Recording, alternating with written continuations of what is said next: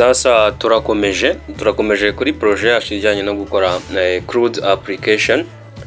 Ngira ngo namaze kubasobanurira icyo CRUD application icyo ari cyo. Then uyu munsi icyo tugiye gukora ni gukora database yacu. Ngira ngo muri video yatambutse twamaze gukora cyo nakita ama static files, no kuba files zitagira icyo zikumarira, no kuba files zitafite database. So uyu munsi turaza kuba dukora database yacu, then ubutaha tuzakora noneho dynamic files. Kora ko ntabwo wakora dynamic files cyangwa se dynamic web page udafite database. So ikintu cya mbere ugomba kufite none nicyo nakita XAMPP server iri muri machine yawe. Urafungura XAMPP server control panel muri machine yawe, kandi niba udafite XAMPP yesitaye muri machine yawe, wareba video wanjye uko wadownloadinga ukaninstalla XAMPP muri machine yawe. So numara kuyifungura uraza hano kuri Apache and Mysql option za mbere zitangira, then ukirike kuri buto ya start hose hejuru no hasi. Then numara kubikora ukirike kuri admin kuri Mysql, ukirike kuri admin.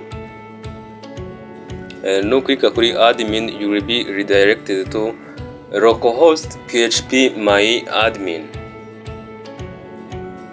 So ubwo ikindi ugiye gukora ni ugukirika kuri iyi option ya new to create a new database. You see hano tugiye gukora database name, then dukore table mu nyuma. Hano nandika database yacu ngiye kuyita CRUD. Hano ko CRUD yabaye created, then ngiye gukoramo table nyite employees. Then nimara kuyita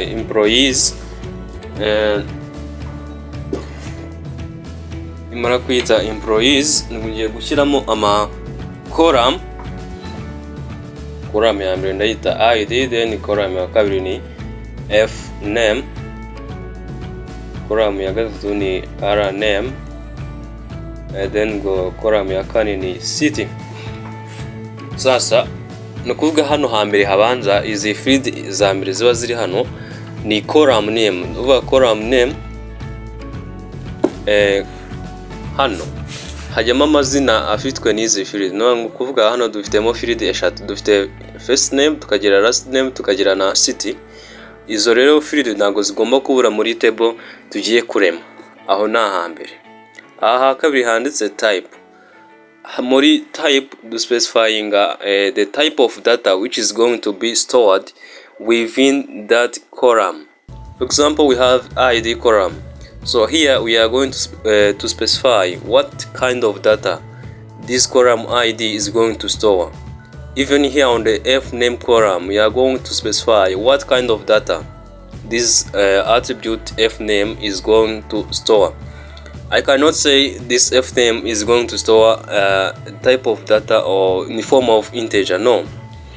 Kubera yuko ntago amazina y'abantu bose aba ari imibare, niyo mpamvu naribo tange iyi data type ya int.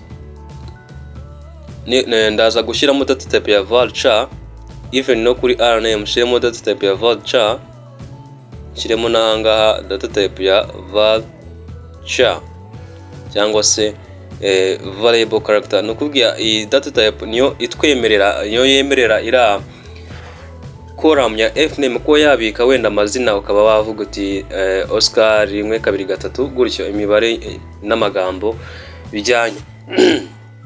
So hano hadusite akandi gace kansemo ref.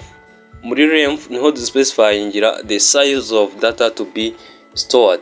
For example, I'm going to say 150, which means this F name column is going to store the name which has 150 characters. For example, if your name has 151, it is not going to be stored. Niyo mpamvu rero turi specifying zino size, then 150. Ukuvuga ntabwo wemerewe gushyiramo city name irengeje 45 characters. Ikindi noneho gisigaye ni ukugena primary key y'iyi table. Ni ukuvuga primary key y'iyi table ikintu dufasha ni ugutandukanya. Tuvuge nk'urugero ushizemo ukoze record, ushizemo amazina yawe, hajemo n'undi muntu ashizemo amazina ye, wowe na aba bantu babiri wenda bahuje amazina. Icyo gihe ikintu kimwe baba bagomba kuba batandukanyeweho wenda navuga ni nk'iyi ID cyangwa se city, ariko mu gihe wenda bafite city imwe, ikintu bazatandukaniraho wenda ni iyo ID.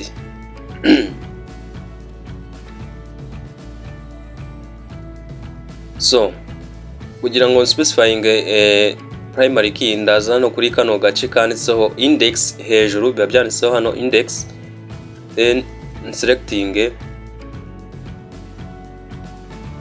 and selecting primary key. Hano ko bahita banyereka primary key, then iyi primary key ndashaka kuza kuba iba auto increment, no kuvuga buri uko record zigiyemo. Tuvuge niba ubwa mbere nyine urinsatinzemo hagiyemo Nziza Oscar, ikurikiyeho rero niba Nziza Oscar afashe ID ya rimwe, ukurikiyeho zafata kabiri, ukurikiyeho gatatu, gutyo gutyo. Akeka ni ibi ngibi navuga mu buryo bwo gukora table mu buryo buri manuel. So ubwo igikurikiyeho hano wenda no guklika kuri save. Urabona dufite table yacu yitwa employees, nako zakora mu turazifite. Dufitemo zino kora ID, fname, even the city.